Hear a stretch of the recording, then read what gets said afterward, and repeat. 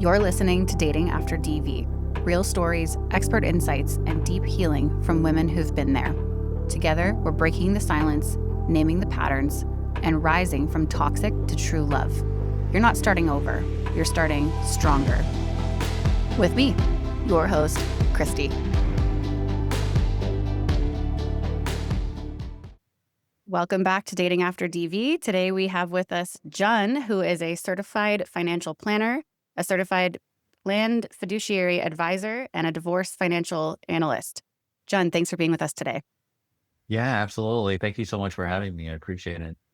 It's been hard to get men on the podcast to talk about their experience. When I started this project, I was thinking of including both men and women and hearing stories from both, but it's been really hard to have men step up to tell their side. And actually, what I found is a lot of men don't even see these experiences in ways that, if it were reversed, would be DV or abuse. And so I'm really excited to hear from you today and have this conversation with you. So can you tell us what happened? Yeah, sure. So I would say, in my personal experience, I went through a pretty traumatic time of my life, I would say. I got married fairly young. I didn't know that these things were going to happen, obviously, but who really knows, right? Jumped in head first into the marriage, stayed for a long time because I had a kiddo at the time as well, and try to stick it out through it all. And at one point, it wasn't even the violence that made me leave. It was really just that I had to get my kiddo or break up this environment that my son was a part of. And inevitably, that's what made me leave. But through that divorce, through that marriage at the time, there was a lot of physical violence, not from my end, but from her end. And as a male, right, in our society, I don't hit back, right? I'm a guy. It wouldn't be right, right? Just because there's a clear strength difference, right? And as a male, we're caught in this conundrum because what do we do? We can't. We have two options, right? We can either hit back or we take it, right?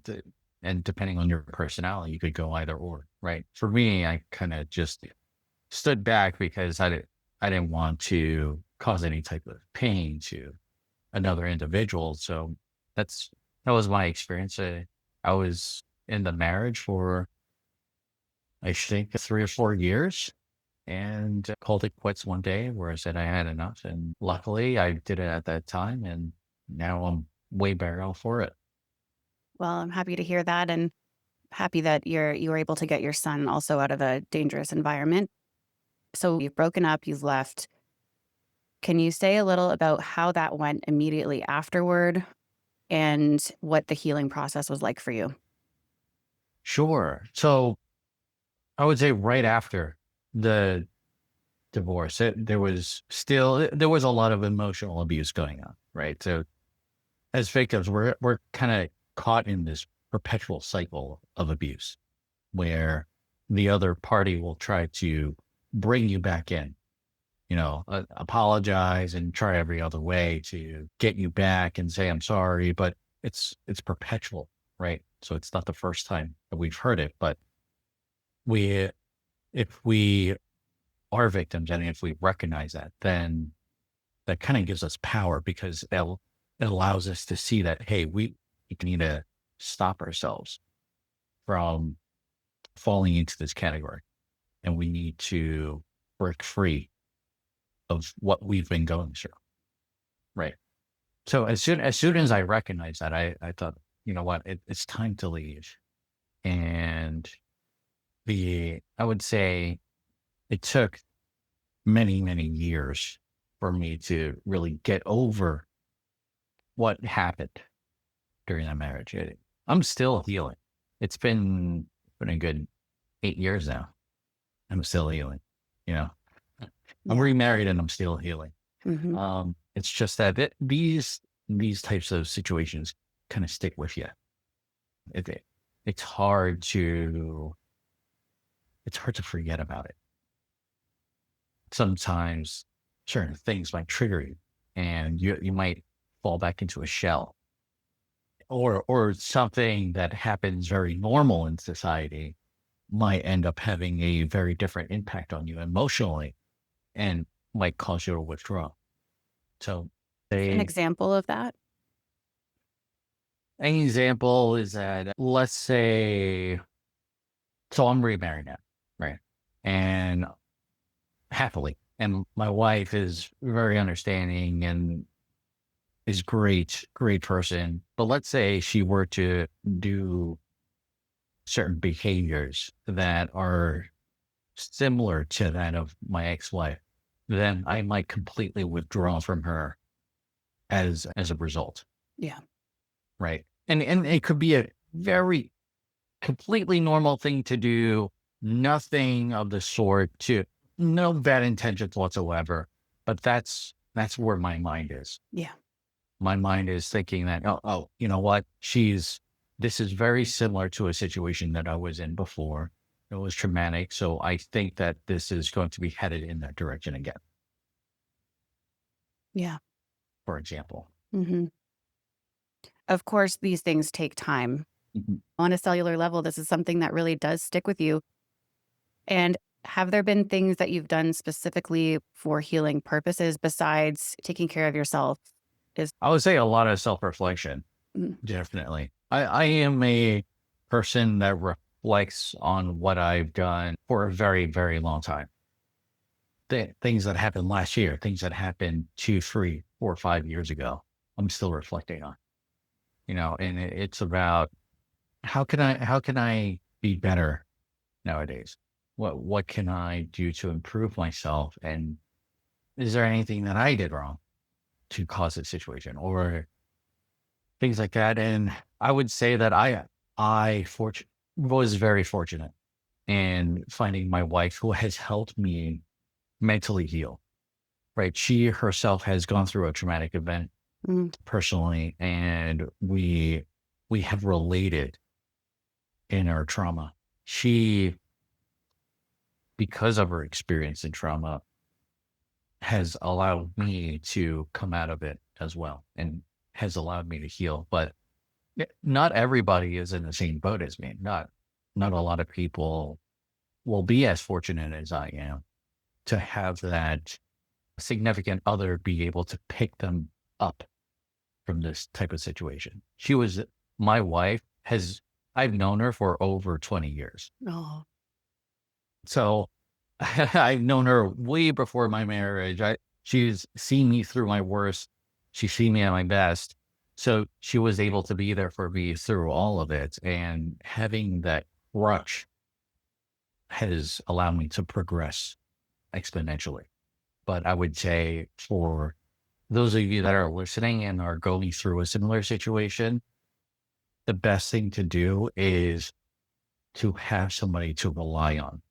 It could be a professional, it could be somebody personal, mm. but having somebody to handhold you through some of the worst times and worst emotions is so alleviating. It's a beautiful example of how important it is not to do it alone. No, that's the worst thing to do Yeah. it alone. You could be the strongest person in the world, but everybody needs help sometimes. And I would Yeah. say, especially in a divorce, that's one of the most emotionally charged times in your life. Yeah. And this, if you're ever going to need help, this is the time to need help and ask for help. Yeah. Yeah. So you knew your now wife through the time, and of course you could already vouch for her character. So when we're talking about dating after DV, a little different in your case because you already knew this person and you probably knew her a lot better than if you were to meet someone new. I was so lucky that she was literally the only person that I dated after my divorce. The only person I even thought of. Mhm. I would say, but if I were to reflect on that time period where I was divorced and seeking a significant other, I would say that mentally, I thought you know what, I'm never getting married again. I never want to go through that experience ever again because once is enough. I much rather just do it on my own. And if I date somebody, that's great. We could be long-term partners, but marriage was completely off the table for me. I'll be quite honest. I really never thought I was going to get married again, but here I am, right? And it's again, I find that I am very fortunate and that I found my wife. Well, she was always there, but Yeah. Were there character traits in her that not only made you, first of all, recognize this is not the same thing as what I had before, but secondly, to actually cross that line and agree to get married again? the single most important factor for me determining if I should get married again with this person was seeing how supportive she was. She supported me through all the times that to her was different from in her trauma, but was similar in that she was able to understand the mentality that I had, and she was able to walk me through or help me recognize some of the issues that I had and walk me through to the other side. Mm, Right. And not every person's like that, right? Not every person has that capability, right? Which is why if it wasn't for her, I probably would have need to sought out professional help. I probably still need to seek professional help, I'm you sure we know. all could. Yeah. But it I was just so darn fortunate to have somebody that was capable, specifically capable to complement my situation. When I got divorced, I was pretty much financially ruined, right? Because I had to give up such a substantial piece of my net worth over to the other party, and I I didn't know where I was gonna go. Probably wipe out everything else, probably have to do a ton of other stuff to even think about remotely getting back to the point where I was before I got married. And and just to give you a little bit of a background, I was a trader on Wall Street before I got married, right? I Wow. was a trader even during a marriage, but after the so in trading, you really need emotional stability to be able to execute in that field. And that I just didn't have emotional stability. I wouldn't say emotional stability because I was stable, but mental stability too, because there was just a ton of stuff going on in my personal life, and I just couldn't handle my professional life because of my personal life. Right. So I had to take a step back from that. And being a trader was rewarding, financially rewarding. But I ultimately had to step away because of it. And I went on to become a financial advisor, right? A certified financial planner to help other people with their finances, discuss portfolio management. What does their financial plan look like? Things like that. And it's very rewarding in its own way as well, where I get to help others. Right. It's great for me. It's very personally rewarding for me. But I would say what's possible after marriage is that, hey, right now I have a loving wife. We just moved into a great neighborhood in Long Island. We live in Great Neck now. We're rebuilding. It's been amazing. We both have great jobs. I was able to start the business that I've always wanted to build. I've pretty much been in corporate most of my career, and it's always been a dream of mine to build out a wealth management business on my own terms. And my marriage has allowed me to go out there and create this, right? And I would say what my clients benefit tremendously from that as well. So I would say that over time, my wife has number one, not has not only allowed me to heal, but has really empowered me to help other people as well. So her personal contribution is way beyond just me, but it's affecting hundreds of other people as well. Reminds me of that phrase, behind every successful man is a good woman or something like that. An amazing woman, an Oh, amazing woman. So if you, so for those of you that are listening, just find that one person. If you're lucky enough, you just have to really just keep searching out there for that one person that's able to uplift you. mm. Given that you are a financial planner, looking back at your first marriage and how it went the way it did financially, would you do that differently if you had a time machine? I would say so, definitely. I would definitely recommend a prenup.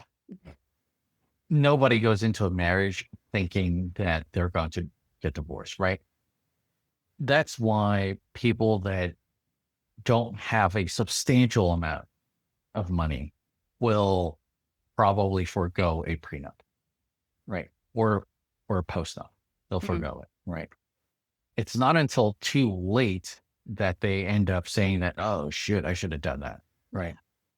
That's why prenups are so rare Mm, compared to, statistically speaking. If you take a look at the amount of people getting married versus how many are getting a prenup, it's substantially low, very low. It's rare, but which is why it's typically reserved for people with money, right? Because people never think about, oh, in 10 years, if I get married for 10 years, how much money am I going to have then? And right. how is that going to impact me? People really think about the then and now. And at that point, they're really in love Yeah. and they're on a high. They really want to just move forward with this new endeavor, this relationship that they think is going to flourish for the rest of their lives. And that's great, right? That's great to have that feeling, but also you you have to think about what type of society we're in, right? So you need to protect yourself, Yep. right? The statistic is 46% of people get divorced in the United States. So it's pretty high, right? So protect yourself, please.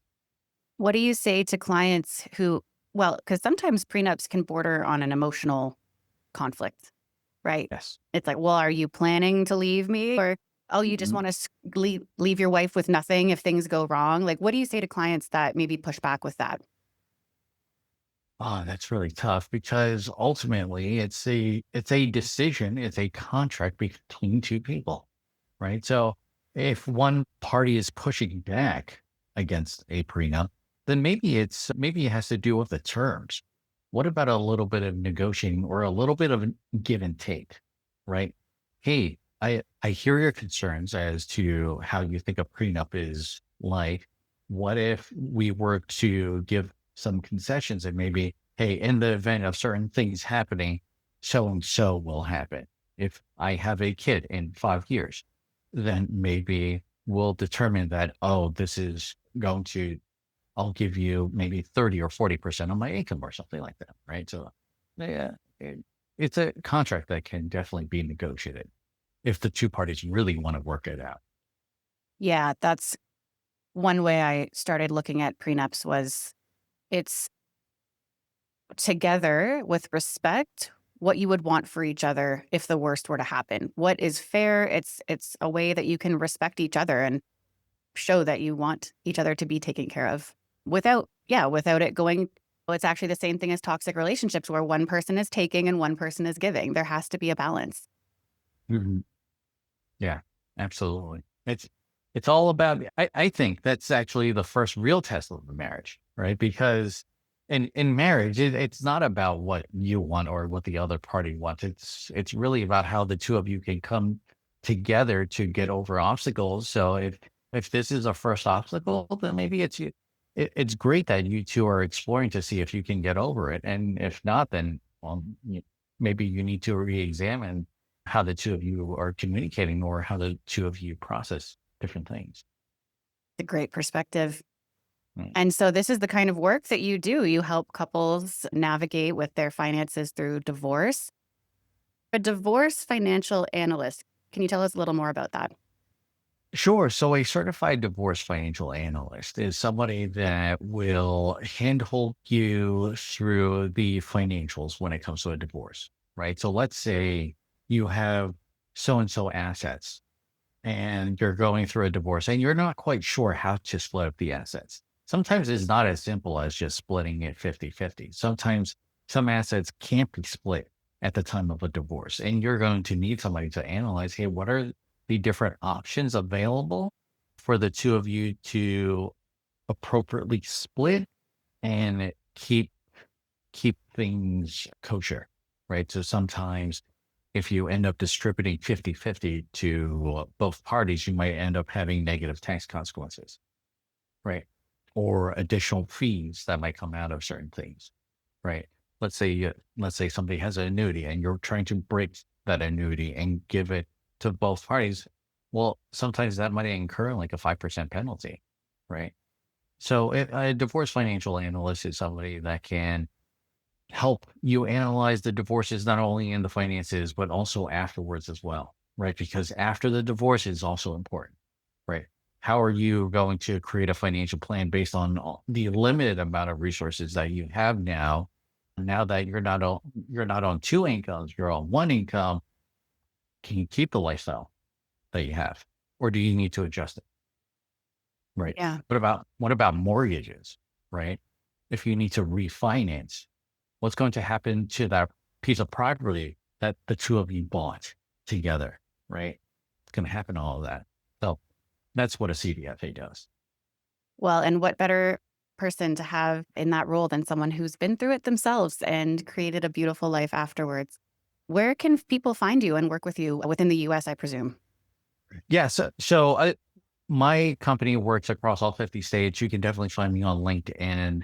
My name's spelled Junchen. And then if you search up CFP, I'm pretty much the only CFP that's named Jun Chen. But pretty easy to find. But we also have offices across the US that we meet in Texas, Florida, New York. So if it, but we also work remotely across all 50. So if you ever need help, then, feel free to reach out. Awesome. Well, thank you so much, John. It was a pleasure to hear your story and what you've turned it into. Thanks for joining us today. Thank you for having me again, Chrissy. Appreciate it.